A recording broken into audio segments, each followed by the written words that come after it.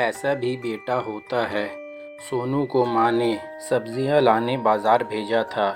घर लौटकर उसने किचन में थैला रखा और माँ को आवाज़ देने लगा। माँ उसके छोटे भाई को कमरे में बैठकर होमवर्क करा रही थी। सोनू 12 साल का था और उसका छोटा भाई बंटी 5 साल का। बड़े होने के कारण माँ उससे घर के छोटे मोटे काम करवाने लगी थी, जैसे दुकान से सामान लाना, बाज़ार से सब्ज़ी लाना, बागीचे की साफ़ सफाई करना, अपनी साइकिल धोना, अपना कमरा साफ़ करना, अपने कपड़े प्रेस करना। सोनू काम तो करता, लेकिन उसके मन में हमेशा रहता कि मुझे इतना काम करना पड़ता है और इसके बदले मुझे कुछ भी नहीं मिलता। आज उसने सोच रखा था कि इस बार मैं अपनी माँ से बात करेगा, लेकिन उसकी हिम्मत ही नहीं हुई। इसलिए उसने एक कागज़ में सब कुछ लिखकर माँ को देने का मन बनाया। कुछ देर बाद वो कागज़ लेकर कमरे में गया, जहाँ उसकी माँ बंटी को होमवर्क करवा रही थी। उसने चुपचाप कागज़ माँ के सामने बढ़ा दिया और माँ को कागज़ लेते ही कमरे से बाहर आ गया। माँ कागज़ पढ़ने लगी। उसमें लिखा था, माँ मैंने इस हफ्ते जो भी काम किया उसका हिसाब इस कागज़ में लिख रहा हूँ।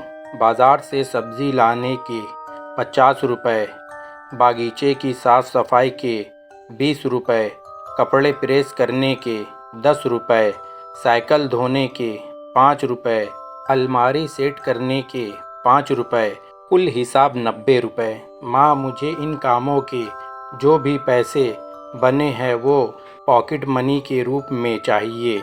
आखिर कोई भी काम मुफ्त में नहीं किया जाता। आपका बेटा सोनू। माँ बेटा का मैसेज पढ़कर मुस्कुराई, फिर एक कागज़ पर कुछ लिखने लगी। कुछ देर बाद वो आंगन में गई, जहाँ झूले पर सोनू बैठा हुआ था। माँ ने कागज़ उसके आगे बढ़ा दिया। सोनू ने कागज़ लिया और पढ़ने लगा। कागज़ में लिखा था, बेटा तुमने अपना हिसाब दिया, अब मेरी बारी है। ये मेरा हिसाब। 9 महीने मैंने तुम्हें अपनी कोख में रखा, उसकी कीमत कुछ नहीं।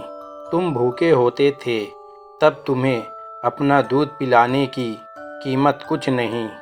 तुम छोटे थे तब तुम्हारा ख्याल रखने की कीमत कुछ नहीं। तुम्हारे बीमार पड़ने पर रात रात भर जागकर तुम्हारी तीमारदारी करने की कीमत कुछ नहीं।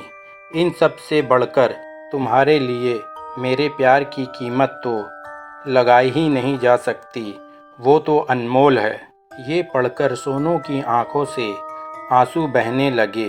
वो भागकर अपनी माँ के पास गया और उससे लिपटकर बोला, सॉरी मम्मी, मैंने कभी सोचा ही नहीं कि आपने मेरे लिए क्या क्या किया है, कितनी तकलीफ़ें सही है।